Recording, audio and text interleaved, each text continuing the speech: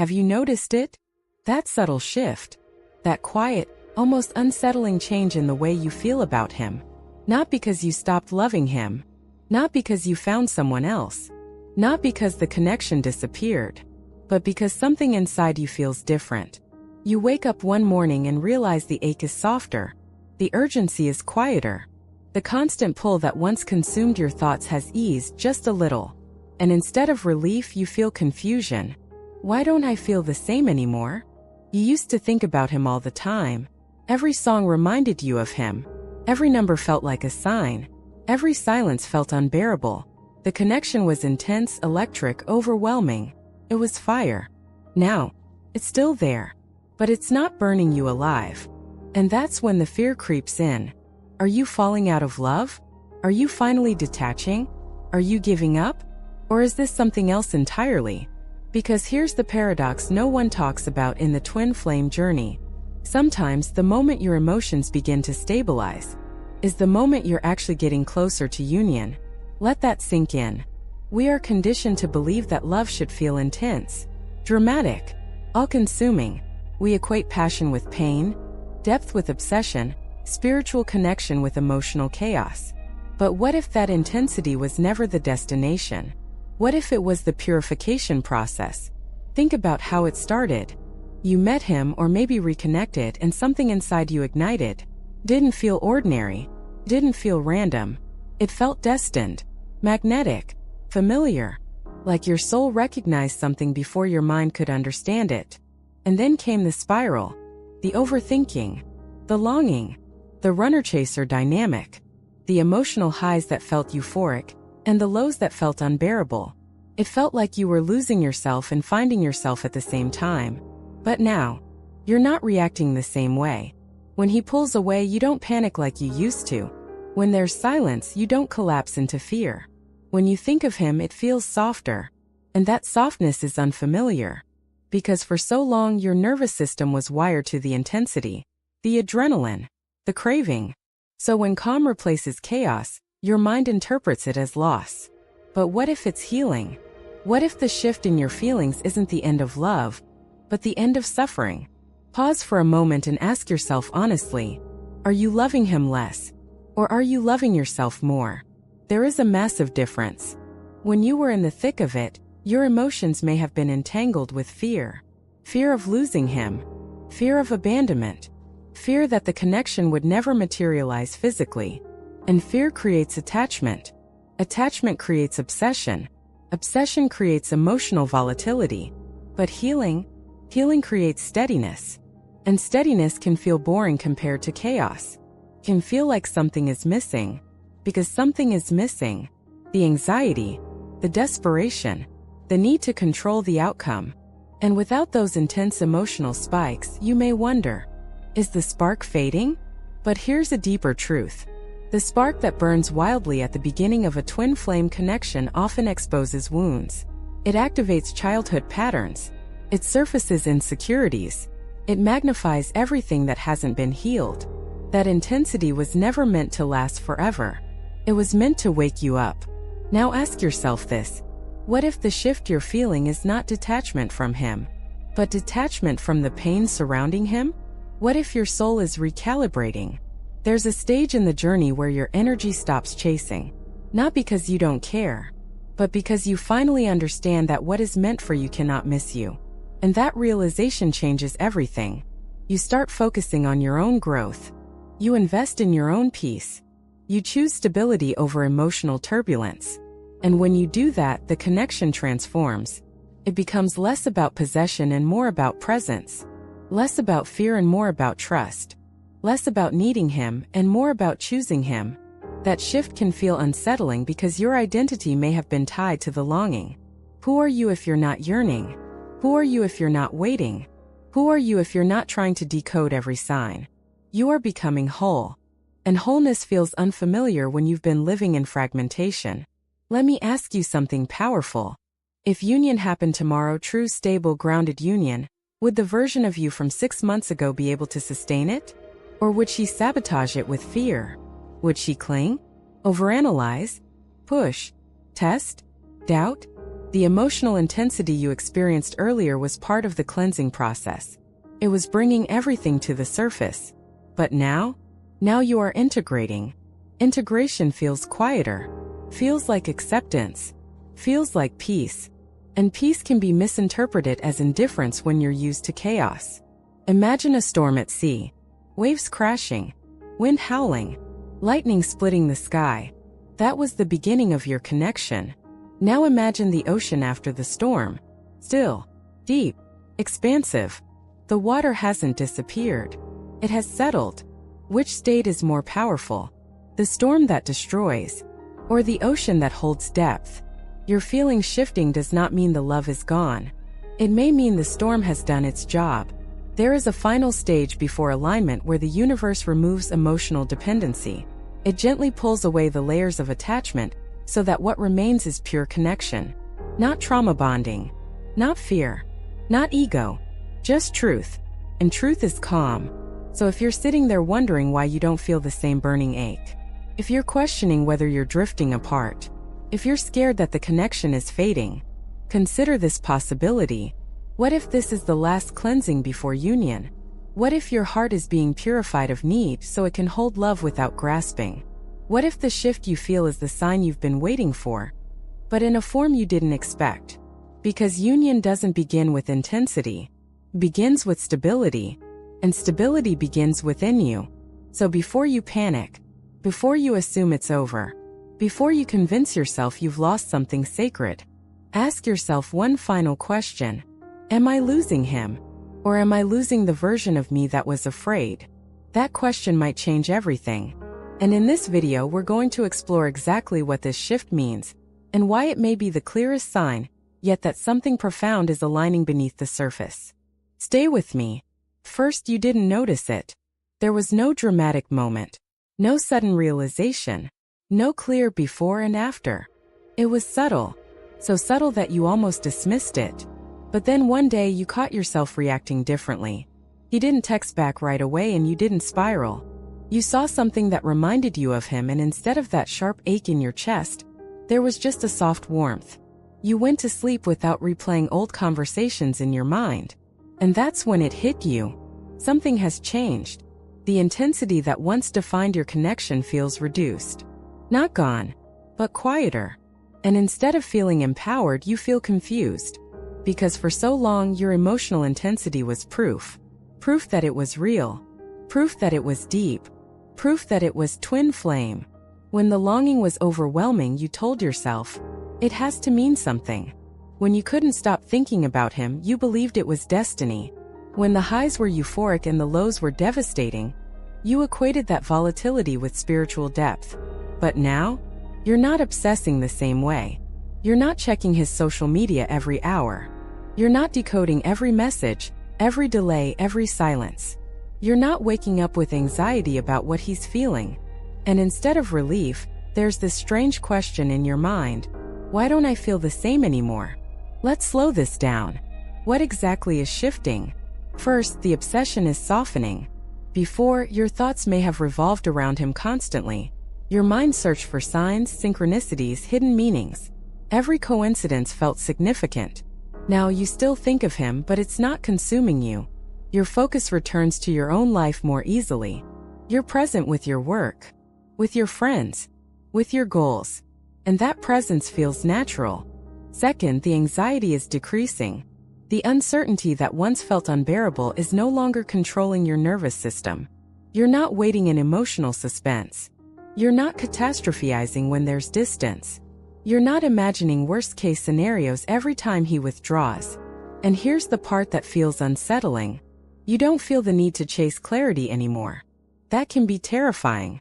Because if you're not chasing, what does that mean? Have you given up? Or have you evolved? There's a difference between losing interest and losing attachment.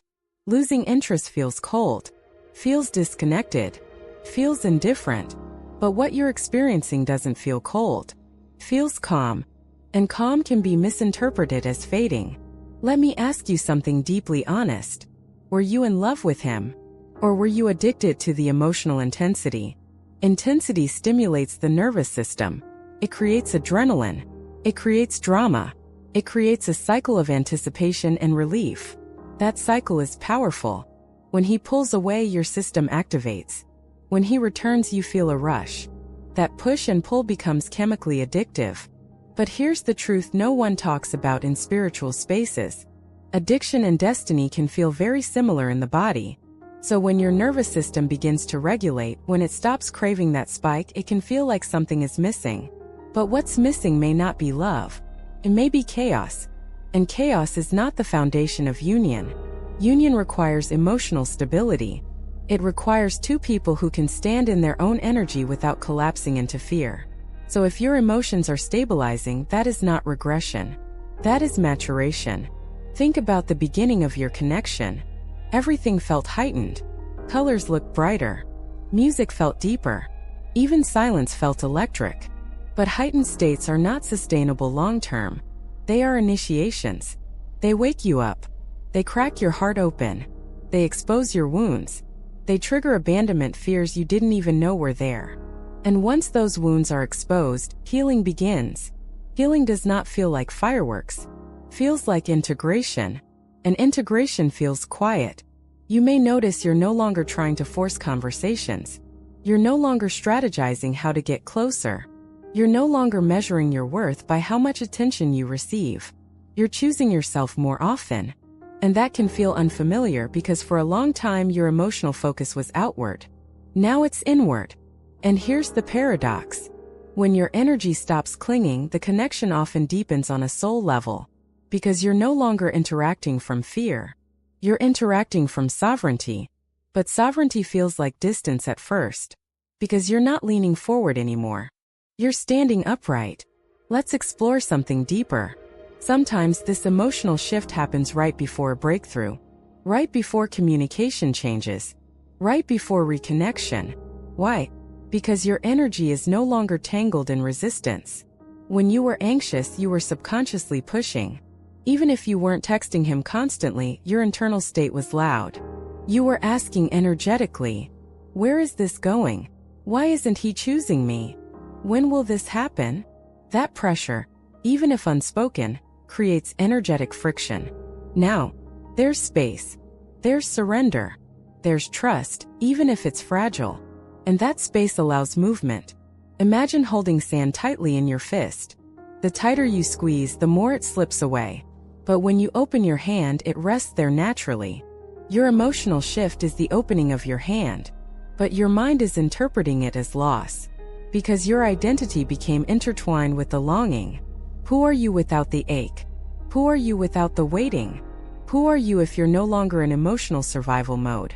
You are becoming secure. And security feels unfamiliar if you've lived in anxiety. Another layer to this shift is grief. Yes, grief.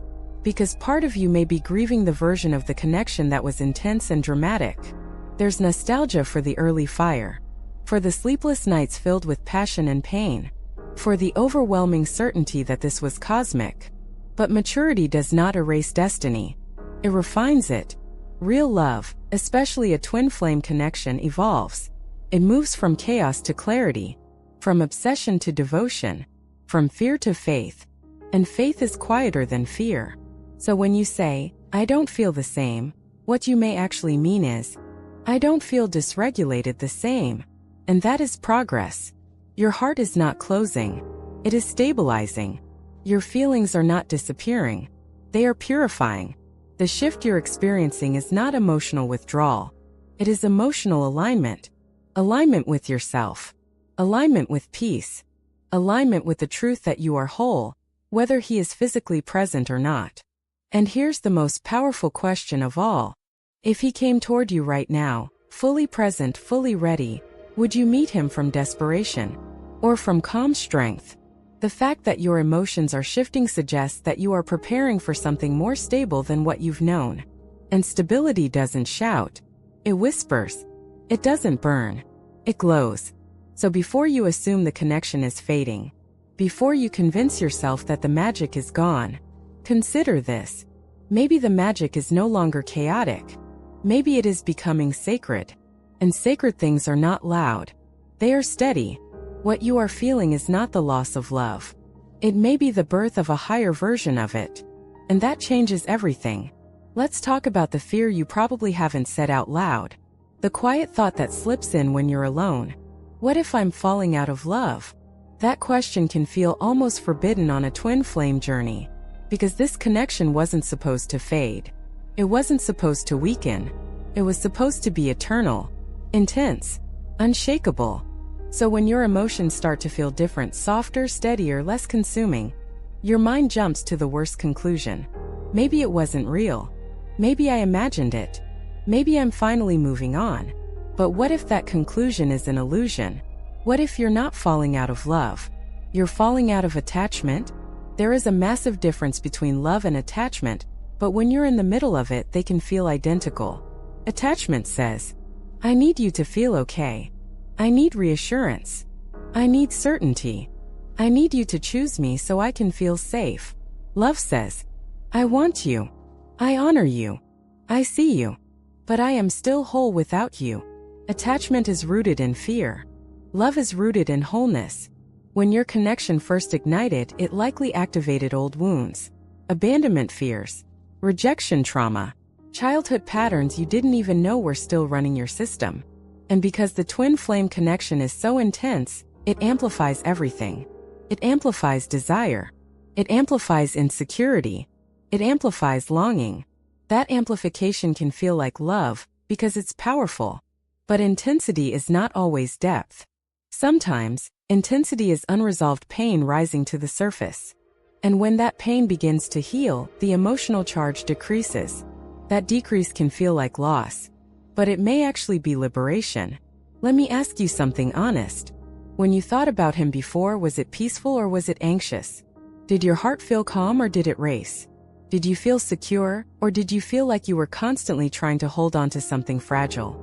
If your previous emotional state was fueled by fear of losing him, then what you're losing now isn't love. It's fear. But fear can be addictive. When you're used to loving through adrenaline, calm feels empty. When you're used to longing, fulfillment feels unfamiliar. There's another layer here that's important. Sometimes when the emotional chaos fades, you begin to see him more clearly. Not as a fantasy, not as a projection, not as a savior, but as a human being. And that clarity can be disorienting, because early in the journey, you may have placed him on a pedestal. You may have interpreted every action as spiritually significant.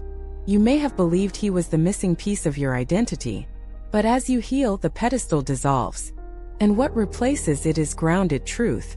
You see his flaws. You see his fears. You see his limitations. And instead of romanticizing them, you simply acknowledge them. That doesn't mean the connection is gone. It means the illusion is dissolving.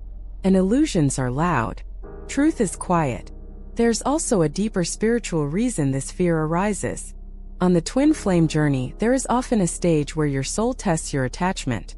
Not to punish you, but to refine you.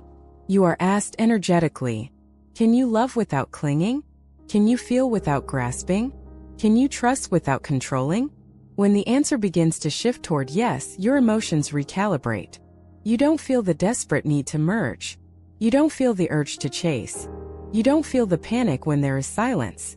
And because those intense emotions are gone, you interpret the absence of chaos as the absence of love. But chaos was never the definition of love. It was the catalyst. There's something else happening beneath the surface. When attachment dissolves, your identity begins to restructure. For a long time, your story may have been, I am the one waiting. I am the one loving deeply. I am the one holding the connection. That story gave you purpose. It gave you meaning. It even gave you a sense of spiritual importance. But now, if you're no longer waiting in agony, if you're no longer holding on with white knuckles, if you're no longer defining your day by his presence or absence, who are you? That identity shift can feel like emptiness. But it's not emptiness. It's expansion. You are no longer the version of you who needed external validation to feel chosen. You are becoming the version of you who chooses herself. And that is terrifying for the ego, because the ego thrives on drama, thrives on pursuit, on longing, on the story of almost. When the story changes, the ego panics. It whispers, this is fading. This isn't special anymore. You're losing the magic. But what if the magic was never in the suffering? What if the magic is in the stability? There's a profound difference between trauma bonding and soul recognition. Trauma bonding creates emotional spikes tied to unpredictability. Soul recognition creates a sense of familiarity and peace. In the beginning, those two can intertwine. The trauma bond feels intense. The soul recognition feels sacred. But as you heal, the trauma bond dissolves. And what remains is the quieter, steadier soul connection. That steadiness can feel underwhelming compared to the fireworks. But fireworks are brief. The sun rises every day without noise. Which one sustains life? Another powerful question. If he never changed, if he stayed exactly as he is right now, would you still feel drawn to him from a place of self-respect? Or were you attached to the potential? Sometimes what fades isn't love for who he is. It's attachment to who you hoped he would become. And releasing potential can feel like heartbreak. But it's actually clarity. Clarity does not scream. It settles. There's also the possibility that your heart is preparing for a more mature version of love. The early stage was ignition. The middle stage was purification. This stage is integration. Integration feels grounded. Feels like, I love you, but I am not losing myself for you. I care, but I am not abandoning my boundaries. I feel connected, but I am not chasing. That kind of love is powerful. It doesn't need constant reassurance. It doesn't need constant contact. It doesn't need dramatic proof. Simply exists. And if you're honest, doesn't that feel healthier than what you had before? The illusion of falling out of love arises when you equate emotional chaos with passion. But real passion, sustainable passion, requires safety. And safety requires inner stability. So if your emotions are stabilizing, that does not mean the connection is weakening. It may mean it's maturing. You are not losing him. You are losing the version of love that was rooted in fear. You are not drifting away. You are stepping into emotional sovereignty.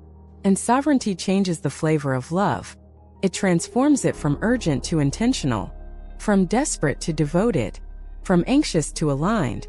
So the next time the thought arises, why don't I feel the same? Try asking a different question. Am I loving from fear or from freedom? Because if what you're feeling now is calmer, clearer, steadier, you may not be falling out of love. You may finally be learning what real love feels like. And that realization is not the end of the twin flame journey.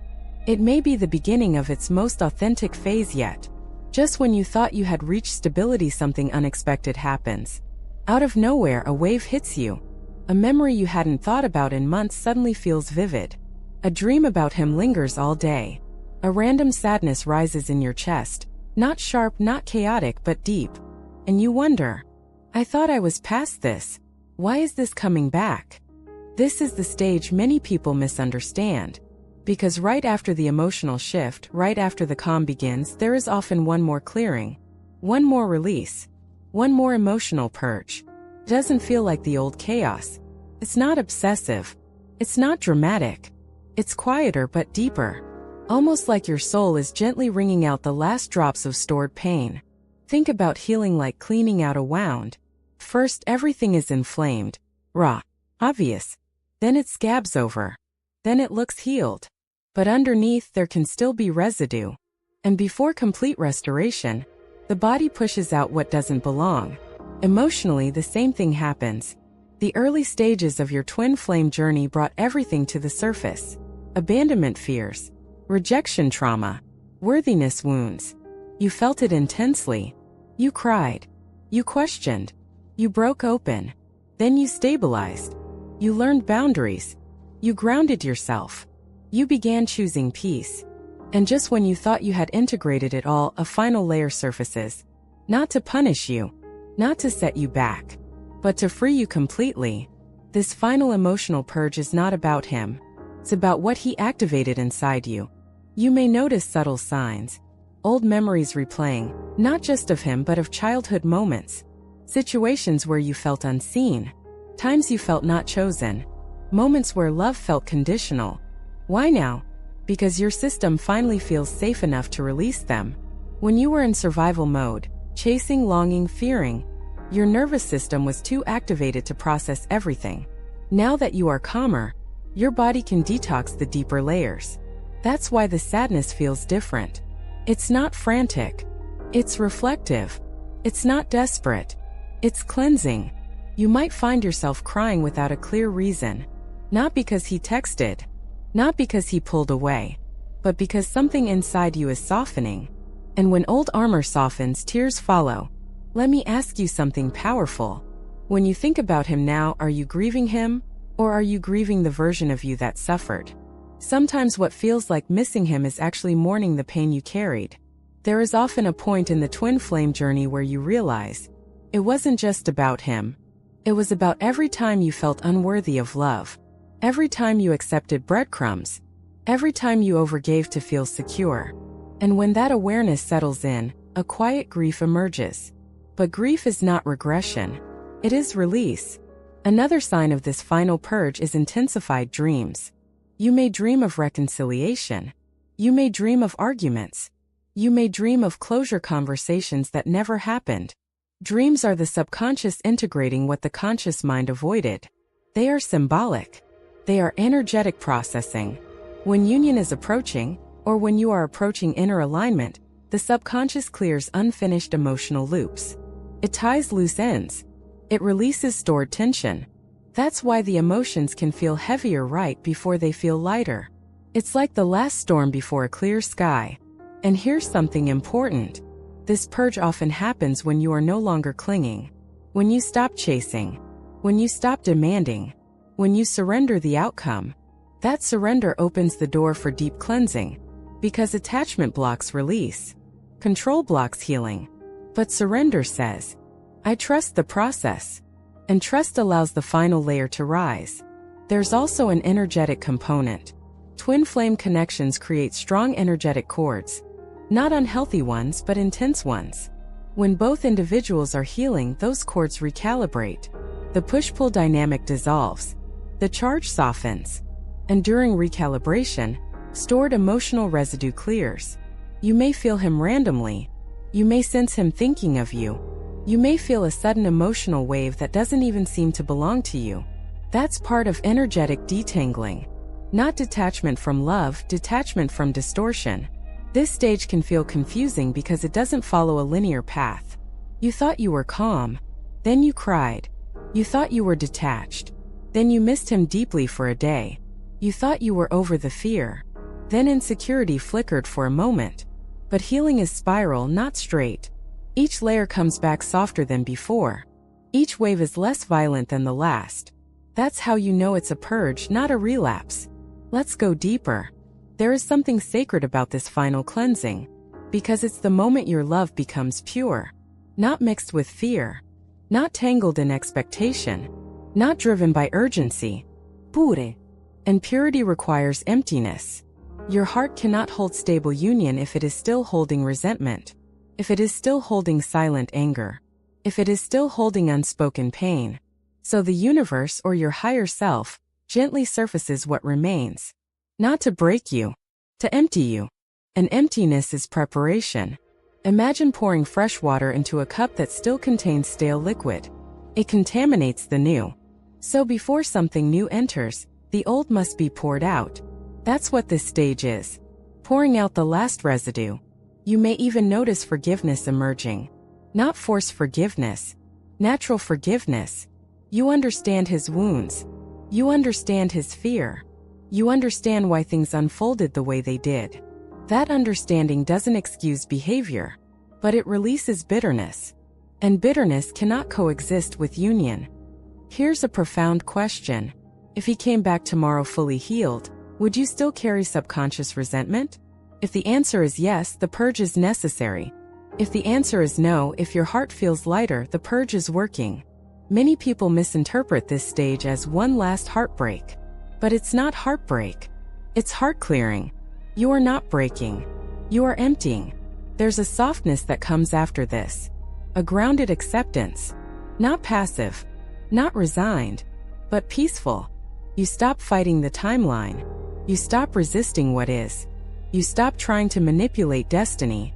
And that's when alignment becomes possible. Because union is not created through intensity. It is created through clarity. The final emotional purge strips away illusion. It strips away fantasy. It strips away projection. It strips away ego. What remains is truth. And truth does not need to shout. It simply stands. So if you find yourself in this strange in-between, calm but occasionally emotional, detached but still caring, peaceful but reflective, don't panic. You are not going backward. You are completing something. You are closing an energetic chapter. You are releasing the last threads of fear.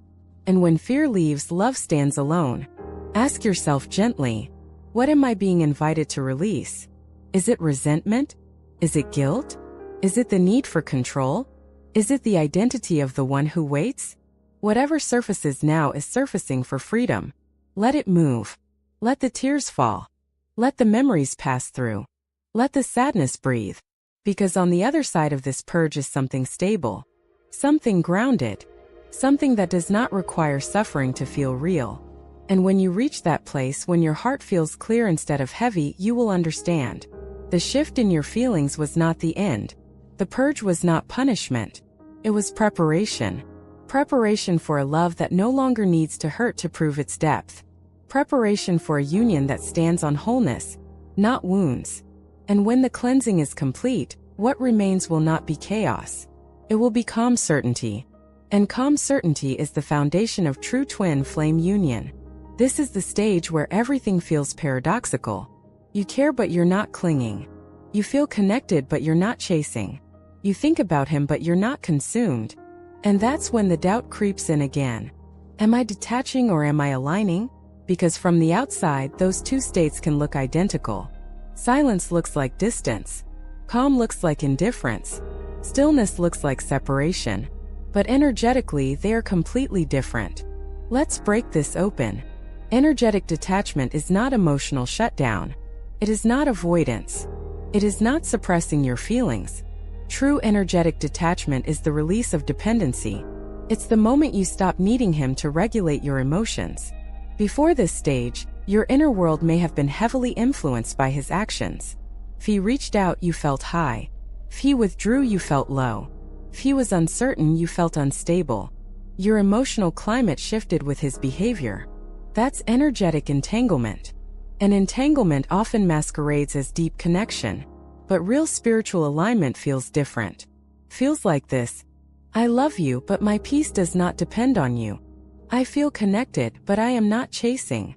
I desire union, but I trust timing. That is sovereignty. And sovereignty can feel like detachment to a nervous system that was used to intensity. There's a crucial distinction here. Detachment from outcome is not detachment from love.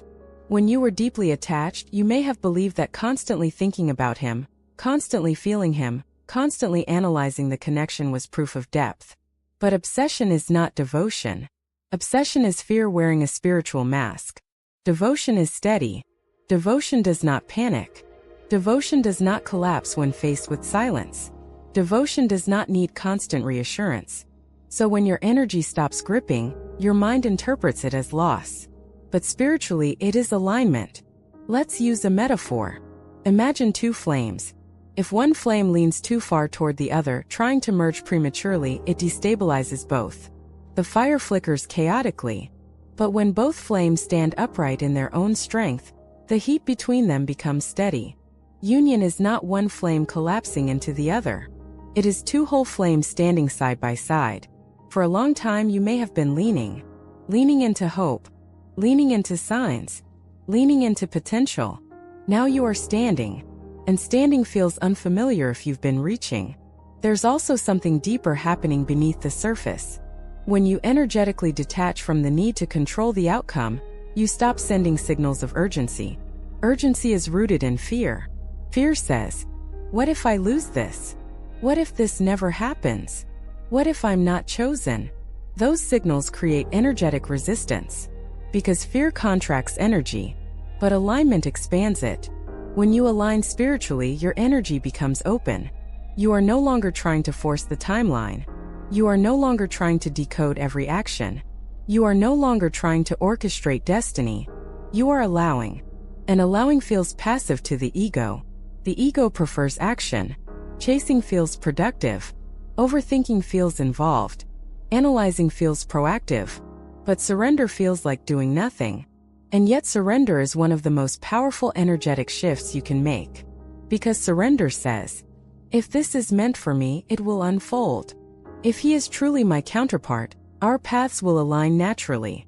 I refuse to abandon myself while waiting. That is not detachment from him. That is attachment to yourself. There's a stage in the twin flame journey where you realize something profound. The purpose of this connection was never to complete you. It was to reveal you. Reveal your wounds. Reveal your patterns. Reveal your strength. And once those revelations integrate, your energy changes. You stop seeking validation externally. You start generating stability internally. And when you generate stability internally, the push-pull dynamic dissolves. Because push-pull requires imbalance. It requires one chasing and one running. But when you are grounded, you stop chasing. And when the chasing stops, something interesting happens. Either the dynamic ends because it was built on imbalance, or it transforms because both energies recalibrate. Alignment attracts alignment, not desperation. If you are aligning spiritually, you may notice subtle changes. You trust your intuition more than tarot readings. You trust divine timing more than external signs.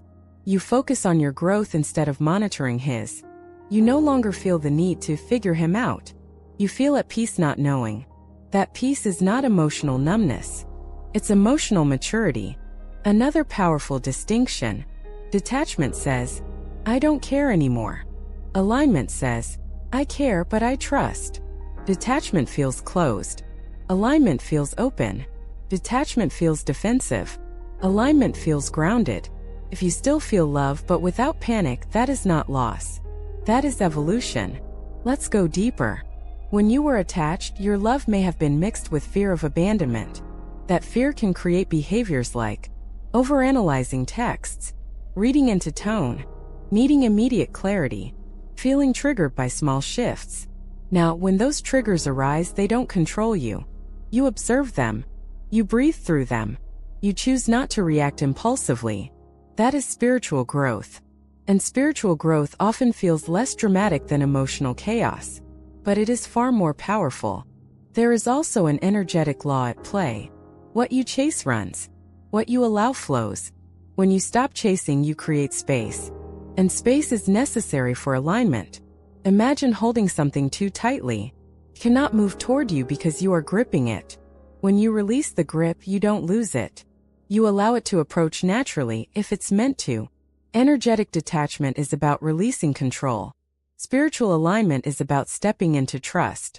And trust feels like this. I do not need to micromanage destiny. I do not need to prove my worth. I do not need to force recognition. That inner knowing is calm. And calm is magnetic.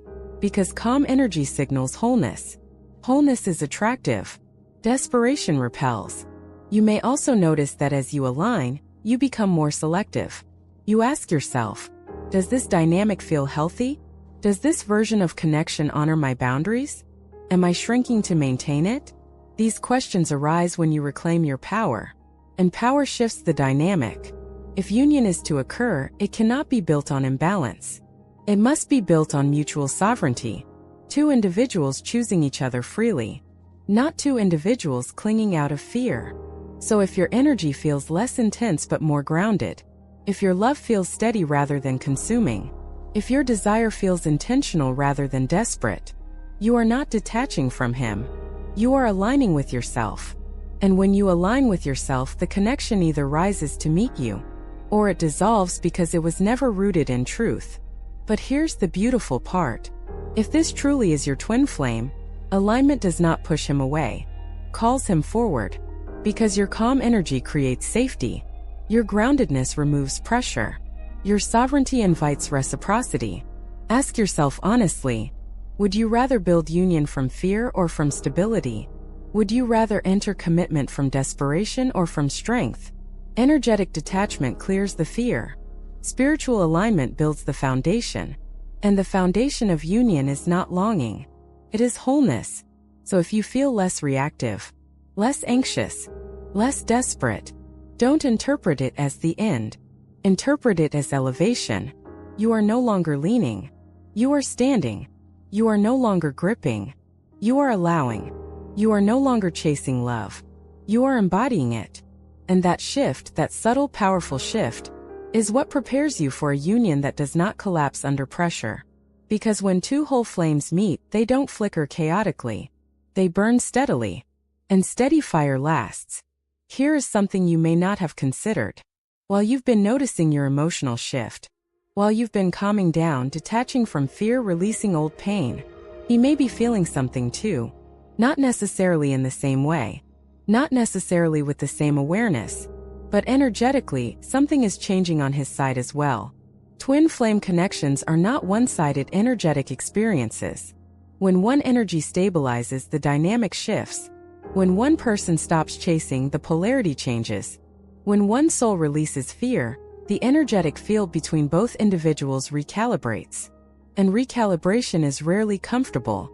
You might assume that because he has been quiet, distant, or seemingly unaffected, nothing is happening internally. But that assumption is based on visible behavior. Energetic processes are not always visible. Let's explore something subtle. When you were anxious, when you were longing, when you were energetically leaning toward him, even silently, he could feel that pull. He may not have understood it consciously, but he felt the pressure. And pressure often triggers avoidance, especially in a divine masculine energy that is still healing. Masculine energy tends to process internally. It withdraws to understand. It distances to regulate. It avoids when overwhelmed. So when your energy was intense, it may have amplified his instinct to retreat. Now that your energy is calmer, grounded, and less demanding, the field between you has changed. There is less pressure, less urgency, less emotional noise. And that quiet can be confronting for him, because when you stop chasing, he no longer has something to push against. The dynamic shifts from pursuit and escape to space and reflection. And space forces introspection. Imagine this. For a long time, he may have been reacting to your emotional waves. If you were triggered, he felt it. If you were reaching, he sensed it. If you were energetically asking for clarity, he felt the demand even if you never voiced it. Now that energetic demand is gone. And what remains is silence. Silence is powerful. Because in silence, a person hears themselves. Without the distraction of your emotional intensity, he is left with his own thoughts, his own feelings, his own unresolved questions. That can be deeply uncomfortable, especially if he has avoided vulnerability. Another important truth: when you heal your attachment, you remove the energetic safety net that allowed him to stay passive. If he knew, consciously or unconsciously, that you would always hold the connection, always believe, always wait, there was no urgency for growth.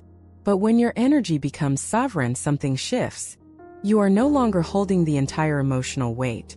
You are no longer compensating. You are no longer proving. And that can create an energetic vacuum. That vacuum pulls attention inward. He may begin thinking about you more. Not because you are chasing, but because you are not. There's a law of energetic polarity that operates in many twin flame journeys. When the chaser stops chasing, the runner feels the shift. Not immediately, not always dramatically, but subtly. He may find himself missing your energy, not your pursuit, your presence. There is a difference. When you were chasing, your energy carried tension. Now that you are grounded, your energy carries calm. Calm energy is magnetic. It signals safety rather than expectation. And safety allows masculine energy to move forward without feeling trapped. You may not see evidence right away. He may not suddenly confess feelings. He may not send a dramatic message. But internally something stirs. He may question why he feels you differently. He may wonder why the dynamic feels quieter. He may sense that you are not energetically available in the same way. And that awareness can awaken reflection. Another layer to consider: twin flame connections often mirror healing stages. When you enter a final emotional purge, he may experience his own internal reckoning. It may not look spiritual. It may show up as restlessness, as dissatisfaction in other areas of life, as dreams, as sudden memories. Masculine awakening often happens in silence. It is rarely announced. It is rarely poetic. It unfolds through realization. For example, he may start noticing patterns in his past relationships. He may recognize how avoidance has cost him intimacy. He may feel the absence of your emotional intensity and realize what it represented. And here's the paradox. When you needed him to wake up, he resisted. When you release the need, space opens for awakening. Because pressure blocks transformation. But distance without hostility creates curiosity. There is also something energetic happening beyond conscious awareness. When two souls are deeply connected, shifts in one field affect the other. If your nervous system is calmer, the energetic cord stabilizes. If your heart releases fear, the frequency between you changes. That frequency shift can feel like sudden thoughts about you, emotional flashes, moments of clarity, unexpected longing. He may not label it twin flame awakening. He may simply feel unsettled. And unsettled can lead to growth. Let's ask something honest. When you were in peak anxiety, would he have felt safe stepping forward? Or would he have felt responsible for regulating your emotions? When you are grounded, you remove that burden. You are no longer asking him to fill your void. You are standing whole. And masculine energy responds differently to wholeness than to dependency. Wholeness inspires pursuit. Dependency inspires avoidance. Another subtle shift. He may begin to see you differently. When you stop overgiving, your value recalibrates. When you stop proving, your presence strengthens. When you stop waiting, your energy signals independence. Independence is attractive because it communicates choice rather than need. And love built on choice is powerful. Now, this doesn't mean he will suddenly transform overnight. Awakening is not instant. It unfolds in layers. But if this connection is divinely aligned, your growth triggers his evolution. Not because you force it, but because you model it. He may start questioning. Why does she feel different? Why does the connection feel quieter? Why do I sense distance even though she hasn't done anything? That questioning is the beginning of awareness. And awareness precedes action. Here is something deeply important. You cannot awaken him by chasing. You cannot evolve him by explaining. You cannot accelerate him by proving your love. But you can inspire him by embodying alignment. Your calm becomes a mirror. Your sovereignty becomes a challenge. Your peace becomes an invitation. Because if you can release fear and still love, it demonstrates maturity. And maturity calls forward maturity. Ask yourself, if he stepped toward you now, would you meet him from grounded strength? If he hesitated again, would you collapse? The fact that you feel different suggests you would respond differently. And he will feel that difference. Even if he doesn't understand it consciously, energy speaks before words do. So while you are wondering whether the shift means disconnection, it may actually be recalibration. While you are questioning whether love is fading, he may be quietly confronting what he feels. The silence between you is not necessarily emptiness. It may be integration. He is processing. You are stabilizing. The dynamic is restructuring. And restructuring precedes alignment. Here's the most powerful truth of this stage. You are no longer trying to pull him toward you. You are standing in your own frequency. And if he is meant to walk beside you, he will have to rise to meet that frequency. Not because you demand it, but because resonance requires it. So if you sense something shifting not only in you but subtly around him, trust it. Not as fantasy, but as energetic law. When one flame steadies, the other feels the warmth differently. And sometimes the calm you embody becomes the very thing that awakens him. Not through pressure, not through persuasion, but through presence. And presence is far more powerful than pursuit. There is a moment on the twin flame journey that almost no one talks about. It's not dramatic. It's not intense. It's not filled with synchronicities exploding everywhere. It's quiet. And that quiet can feel unsettling. Because after months, maybe years of emotional highs and lows, longing and confusion, telepathic pulls and painful silences, suddenly something shifts. The chaos stops. The obsessive thoughts soften. The urgency fades. The need to figure it out dissolves. And you're left in a space that feels unfamiliar. Peace. But here's the question. Why does peace sometimes feel more frightening than pain? The addiction to intensity. For so long, the connection may have felt like a storm. You woke up thinking about him. You checked your phone constantly. You felt energetic waves at random hours. You analyzed every interaction, every word, every sign from the universe. The intensity became normal. Your nervous system adapted to living in heightened emotional frequency. So when that intensity begins to settle, the ego panics. Why don't I feel that rush anymore? Why am I not obsessing? Does this mean the connection is fading? But what if the storm was never meant to last? Storms don't represent stability. They represent clearing. And after the clearing comes stillness. Nature's blueprint. Stillness before sunrise. Think about nature for a moment. Right before the sun rises, there is a specific kind of silence. The world feels paused. Birds haven't begun singing yet. The sky hasn't fully brightened. It's a sacred in-between. That stillness doesn't mean the sun isn't coming. It means it's about to. Twin flame union works in the same way. There is often a phase where both souls enter deep calm simultaneously. A neutral energetic field replaces emotional chaos. And that neutrality can feel like emptiness, but it isn't. It's stabilization. It's integration. It's alignment settling into the body. From chaos to coherence. Earlier in the journey, your connection may have been activated through wounds, abandonment triggers, rejection fears, attachment patterns, control dynamics. These wounds created magnetic pull, not because you were broken, but because your soul contract required exposure of everything unhealed. Pain forced growth. But union requires coherence, not chaos. Two nervous systems cannot merge in harmony if both are dysregulated. So what happens before union? Regulation. You begin to sleep better, eat better, focus on your own goals, feel less reactive, care less about chasing, feel grounded in your own life. That is not detachment. That is readiness. The disappearance of urgency. One of the clearest signs of the calm before union phase is the disappearance of urgency. You stop needing answers right now. You stop demanding timelines from the universe. You stop obsessively seeking tarot readings or signs. You still care, but you no longer cling. And this can confuse you deeply. Why don't I feel desperate anymore? Why am I not crying like before? Why do I feel okay even without him here physically? Because your soul has moved from lack to trust. And trust feels quiet, when silence is a sign of alignment. Sometimes during this phase, communication with him may still be minimal, or it may improve subtly. But regardless of the external situation, internally you feel different. You are no longer spiraling over every message delay. You no longer interpret silence as abandonment.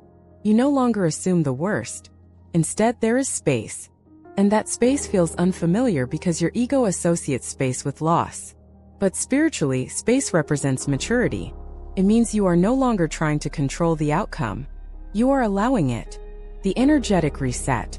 Energetically, this period often represents a final reset before alignment locks in. Earlier in the journey, the connection may have felt like a live wire. Buzzing, unstable, electric.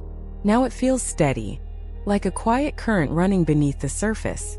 You may notice a fewer intense dreams, a fewer emotional breakdowns, a less synchronicity overload, a sense of neutrality.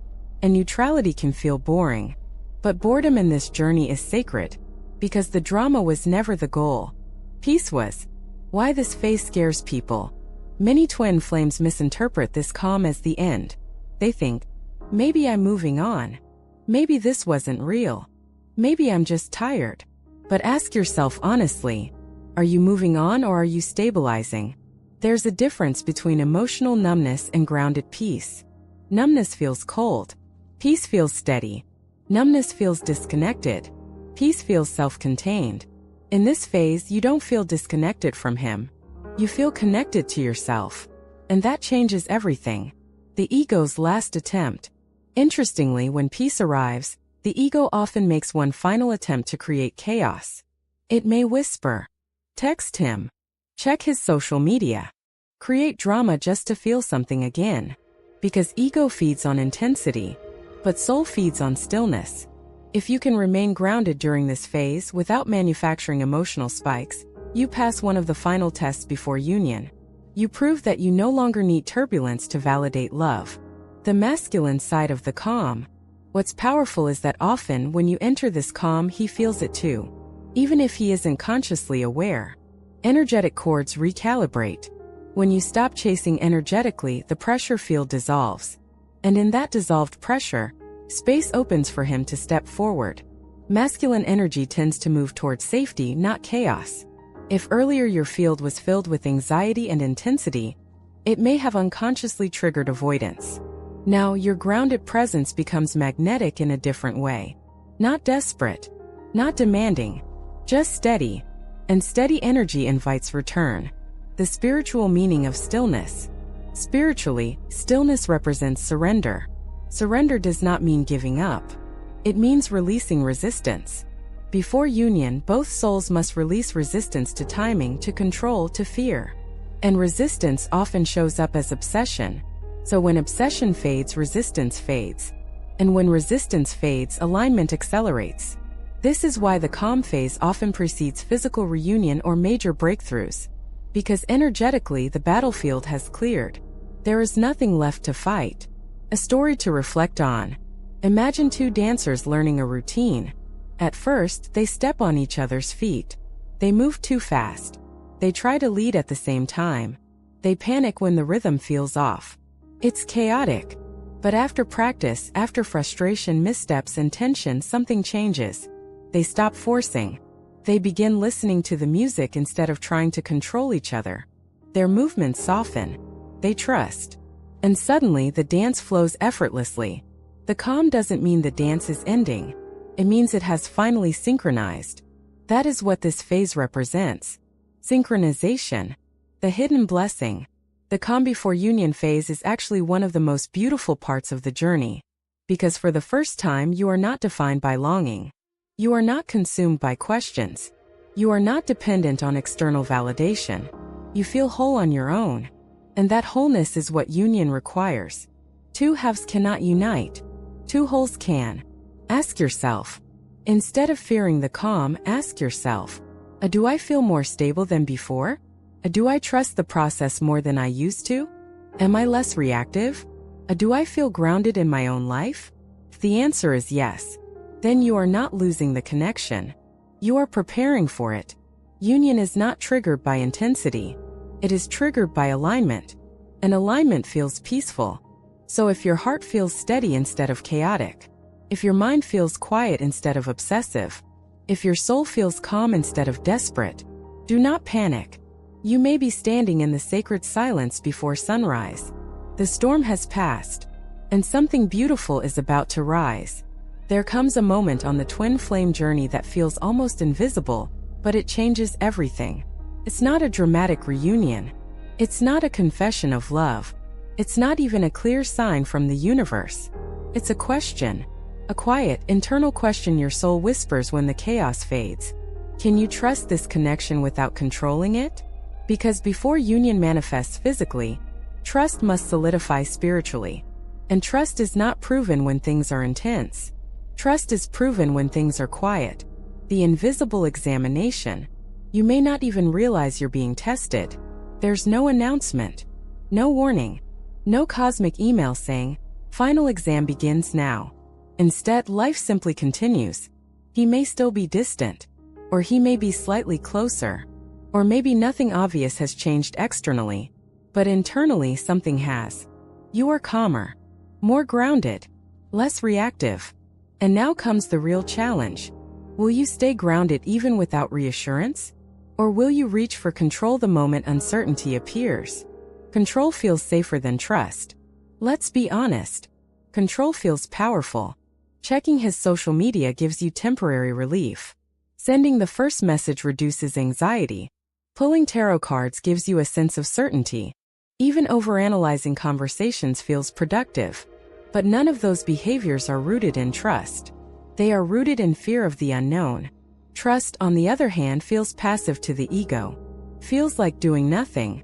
And doing nothing feels dangerous when your heart is involved. But here's the deeper truth. Trust is not inactivity. Trust is energetic stability. The difference between surrender and giving up. Many people misunderstand surrender. They think surrender means, I don't care anymore. I'm done. Whatever happens, happens.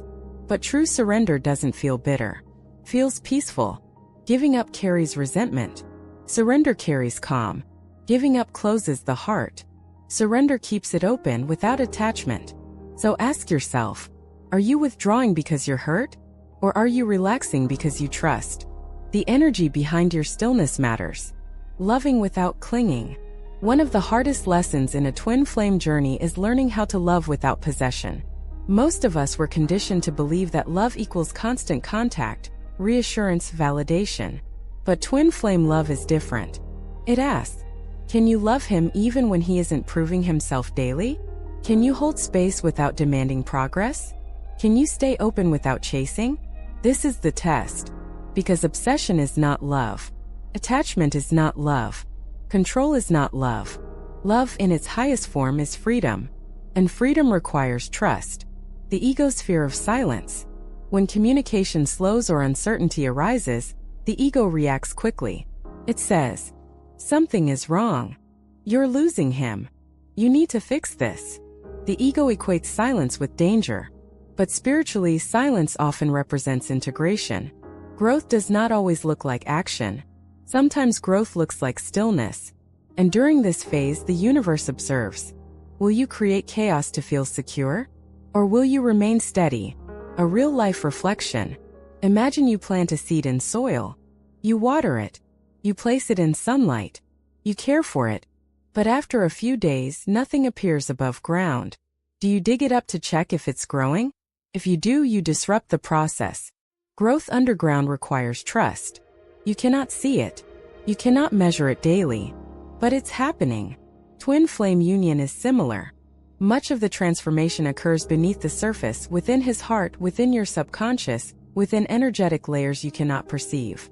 If you constantly dig up the connection to check its status, you disturb its natural unfolding. Trust allows roots to deepen. Control uproots them. The emotional withdrawal test. Sometimes during this phase, you may feel tempted to emotionally withdraw as protection. You might think, if I detach first, I won't get hurt. If I act like I don't care, I stay in control. But that is not trust. That is defense. Trust does not require you to harden your heart. It asks you to remain soft without becoming desperate. It asks you to stay open without collapsing into anxiety. It asks you to hold love gently, not tightly. Trusting without signs. Earlier in the journey, signs may have felt abundant. Synchronicities, repeating numbers, songs, dreams, sudden energetic surges. Those signs reassured you. But in this phase, signs may decrease. And that can feel alarming. You may wonder, why am I not seeing 1111 anymore? Why are the signs quieter? Has the universe stopped communicating? Or perhaps the universe is asking, can you believe without constant confirmation? Faith without evidence is the purest form of trust. And union requires faith. Trusting his process. One of the hardest parts of this test is trusting his journey. You cannot control his awakening timeline. You cannot force clarity into his mind. You cannot rush his healing. If he is in a period of introspection, confusion, or slow transformation, your impatience will not accelerate it. But your steadiness might inspire it. Masculine energy often moves through realization in silence. While you may process emotions outwardly, he may be confronting his internally. Trusting him does not mean tolerating disrespect. It means understanding that spiritual growth unfolds uniquely for each soul. The nervous system shift. On a psychological level, this phase represents nervous system regulation. Earlier in the connection, your body may have been in fight or flight mode. Hypervigilant, alert, reactive. Now as calm settles in, your nervous system shifts towards safety. And safety feels unfamiliar if you've been used to emotional adrenaline. The ego interprets safety as boredom. But spiritually, safety is readiness. Union cannot anchor in chaos. It anchors in stability. Your calm is not apathy. It is preparation. What trust looks like practically. Trust is not abstract. It shows up in small daily decisions. A not checking his last online status repeatedly. A not sending impulsive emotional messages. a not assuming the worst when he takes space, a not spiraling into catastrophic thinking, focusing on your own life without guilt. Trust looks like continuing your growth regardless of his immediate actions. It looks like building your dreams without waiting for his presence to begin living. It looks like choosing peace over reaction. The paradox of letting go. Here is the paradox few people understand. When you truly let go of needing the outcome often moves closer. Why? Because attachment creates energetic tension. Tension signals lack. Lack creates resistance. When you release attachment, you release resistance. And without resistance, energy flows freely. This is why many twin flames reunite when one partner genuinely stops chasing. Not because they stopped caring, but because they stopped gripping. If the universe whispered to you right now, "Trust me, it's unfolding perfectly," would you relax? Or would you still demand proof? This is the heart of the test. Trust does not eliminate uncertainty. It allows you to remain peaceful within it. A deeper spiritual perspective. On a soul level, this test refines unconditional love. Conditional love says, "I love you if you respond. I love you if you show up. I love you if you validate me." Unconditional love says, "I love you, and I release you to your path. I love you and I trust divine timing.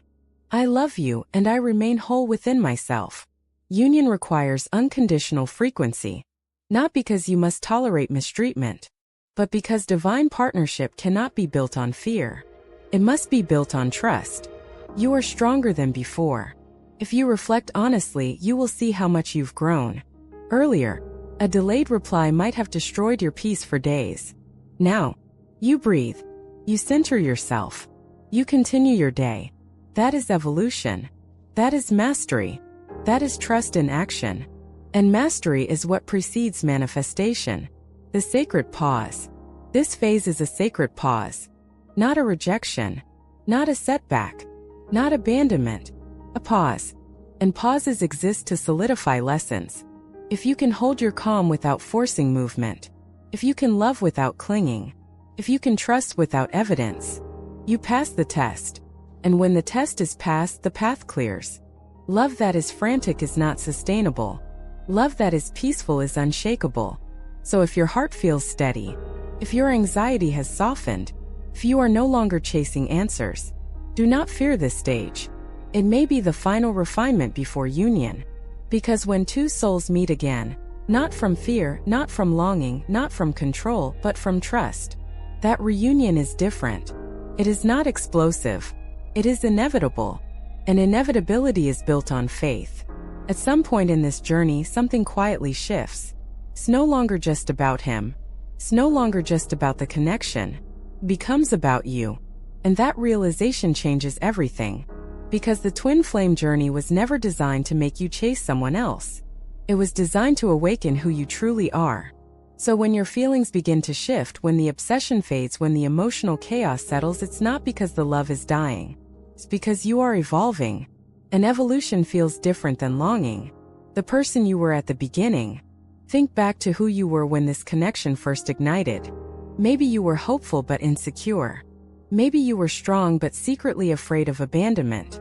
Maybe you thought you knew what love was, and then this connection shattered every definition you had. In the beginning, you might have overanalyzed every text, questioned your worth constantly, felt triggered by silence, feared losing him more than losing yourself, measured your value by his attention. Be honest with yourself.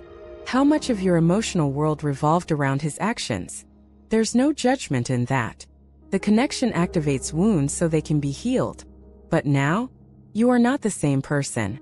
The subtle strength you've built. Growth doesn't always announce itself loudly. It happens in small moments. The moment you choose not to react. The moment you decide not to chase. The moment you say, "I deserve clarity." The moment you invest in your own dreams again. At first, you may not even recognize how strong you've become. But look closely. You tolerate less disrespect. You recognize red flags faster. You value your peace more than temporary attention.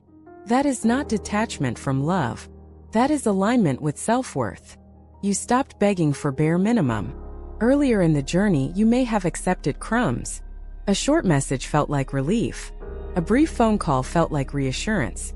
A moment of affection felt like proof. Now, you notice when effort is inconsistent. You notice when communication lacks depth. And instead of rationalizing it, you feel it clearly. Not with anger, with awareness. Awareness is power. Because once you become aware of your standards, you cannot unknow them. Emotional maturity replaces emotional reactivity. One of the clearest signs of who you are becoming is emotional regulation. Before, you may have felt every shift intensely. If he pulled away, your world felt unstable. If he came closer, you felt euphoric. Your emotions were tied directly to his behavior. Now, you experience feelings, but you are not consumed by them. You can miss him without collapsing. You can love him without losing yourself. You can feel uncertainty without spiraling. This is emotional maturity. And maturity is required for sacred partnership. You learned boundaries. Twin flame love is powerful. But powerful love without boundaries becomes painful. At some point you realized, loving him does not mean tolerating confusion forever. Loving him does not mean sacrificing your dignity. Loving him does not mean abandoning your needs. So you began setting boundaries. Maybe you stopped responding instantly. Maybe you stopped over-explaining yourself. Maybe you stopped chasing conversations that felt one-sided. Boundaries are not walls. They are clarity. And clarity attracts alignment. The shift from choose me to I choose me. In the early stages, your energy may have unconsciously carried a plea. Choose me. See me. Value me. Now something deeper has emerged. I choose me. That shift is subtle but profound. When you choose yourself, you prioritize your peace. You protect your time. You honor your intuition. You invest in your growth. And paradoxically, when you stop asking to be chosen, you become magnetic. Because self-selection radiates confidence. You're building a life, not waiting for one. At some point, you stopped putting your life on hold. You began focusing on your career, your health, your friendships, your passions, your spiritual growth. Not as a distraction, but as expansion. Earlier you may have thought, I'll be fully happy when we're together.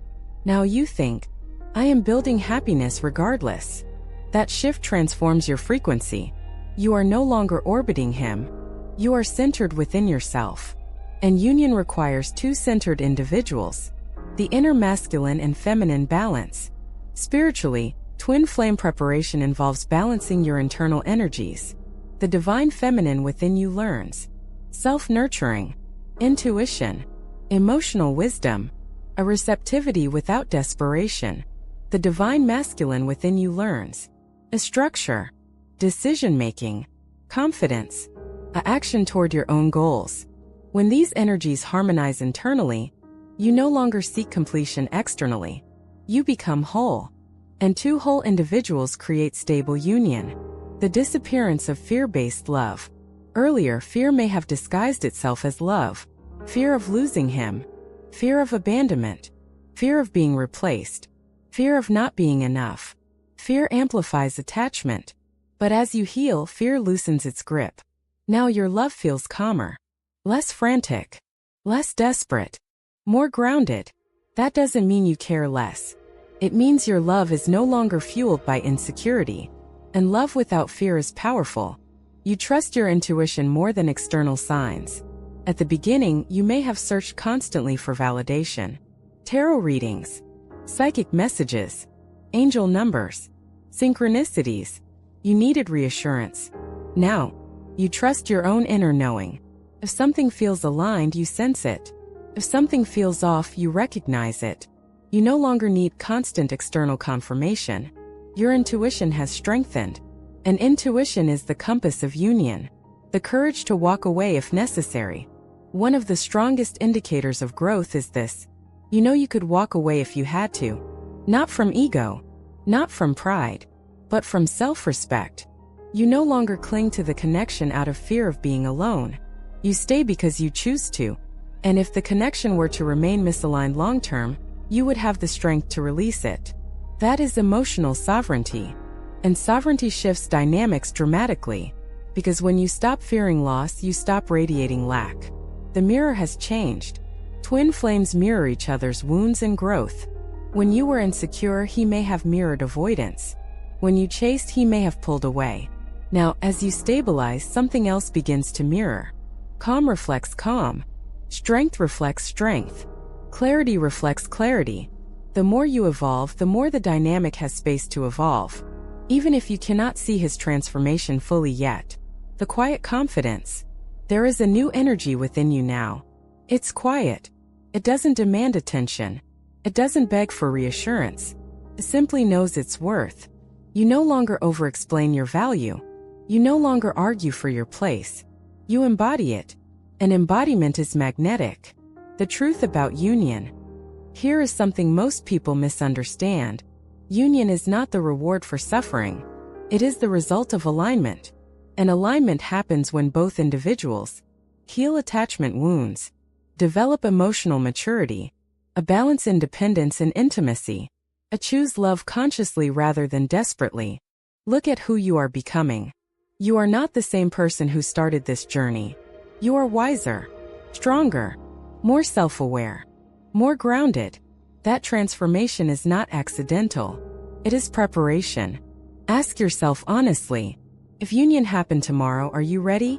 Ready not just to feel love, but to sustain it, to communicate clearly, to hold boundaries, to remain secure even during conflict? The person you are becoming is capable of that. The person you were before might not have been. And that is why this phase is sacred.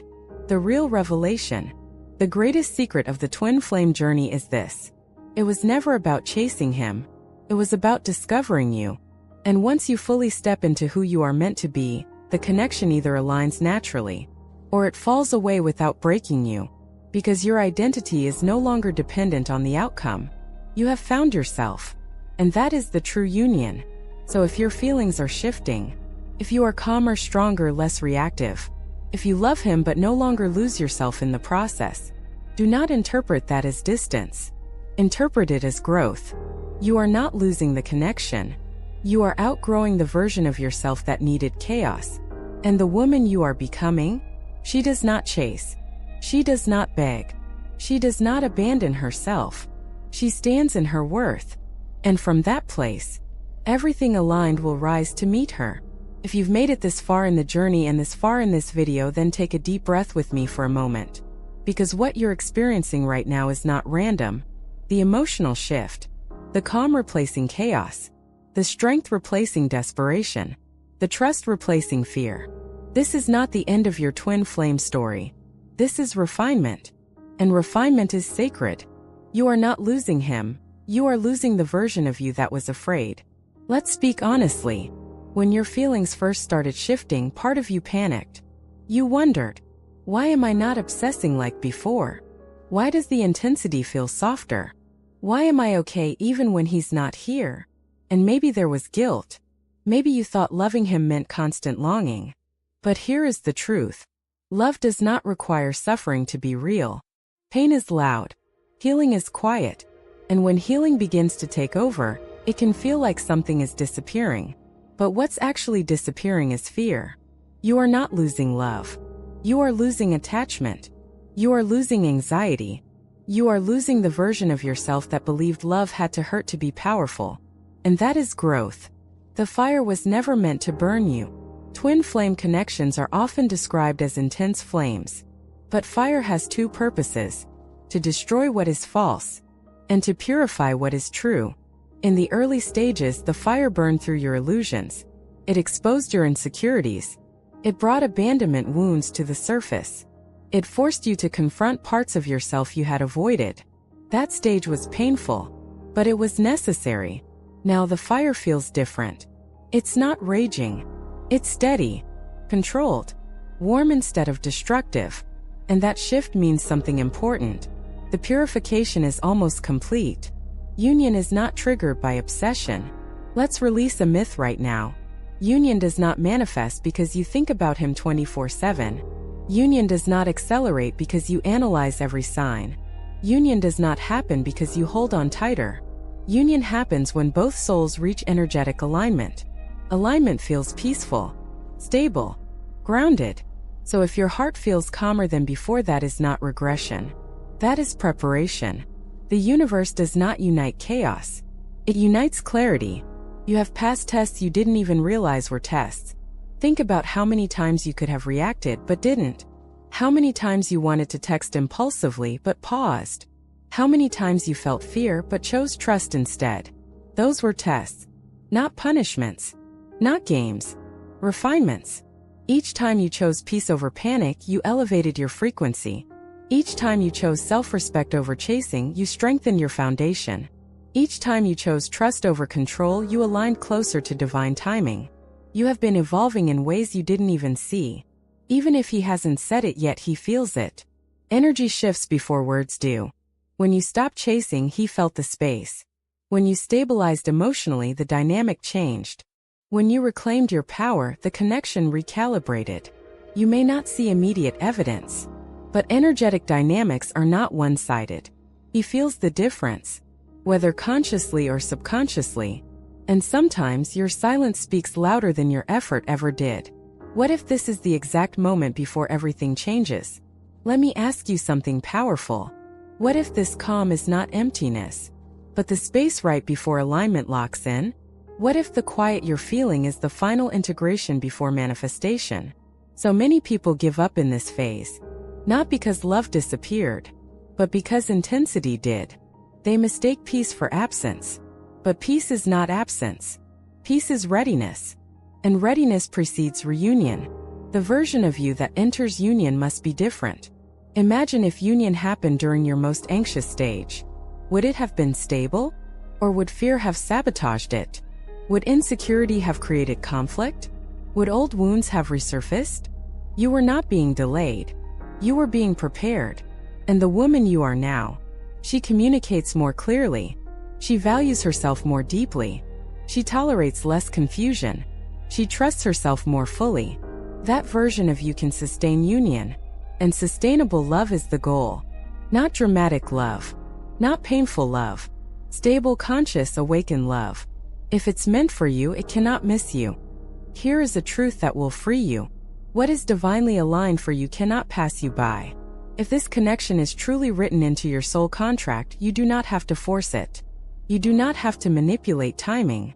You do not have to strategize your worth. You only have to remain aligned with yourself. The rest unfolds. And if something is not aligned, it will fall away gently once you stand fully in your power. Either way, you win. Because you no longer abandon yourself for love. Trust the shift. Instead of fearing your emotional evolution, honor it. You prayed for growth. You asked for strength. You wanted clarity. This is what it looks like. Growth doesn't always feel dramatic. Sometimes it feels like peace. Strength doesn't always roar. Sometimes it whispers, "I'm okay." Clarity doesn't always shout answers. Sometimes it quietly removes confusion. The shift you feel is sacred. Do not resist it. Do not reverse it. Do not sabotage it to feel intensity again. Stay steady. This is where real love begins. Real love begins when you no longer need it to save you. Real love begins when you choose it, not because you are incomplete, but because you are whole. Real love begins when two individuals meet from strength, not from wounds. You are approaching that frequency, and that is why everything feels different. Different does not mean wrong. Different means evolved. If no one has told you this, you are doing better than you think. You are stronger than you realize. You are more aligned than you feel. The fact that you can experience this connection without losing yourself now means you have transformed. And transformation is the true miracle of this journey. Whether union happens tomorrow, next month, or later than you expect, you are no longer the same person who began. And that alone is worth everything. If this message resonated with you, if you feel this shift in your heart, if you recognize this calm replacing chaos, comment Bilou? I trust the union. Not because you are forcing an outcome, but because you trust your growth. Like this video if it helped you understand your phase more clearly. Subscribe if you're walking this journey consciously and want guidance through every stage. And in the next video, we'll talk about something powerful. The silent signs that he is awakening too, even if he hasn't said a word. Until then, stay grounded, stay sovereign, Stay open, because when obsession fades, divine alignment begins. And when alignment locks in, union is no longer a question. It's a matter of time.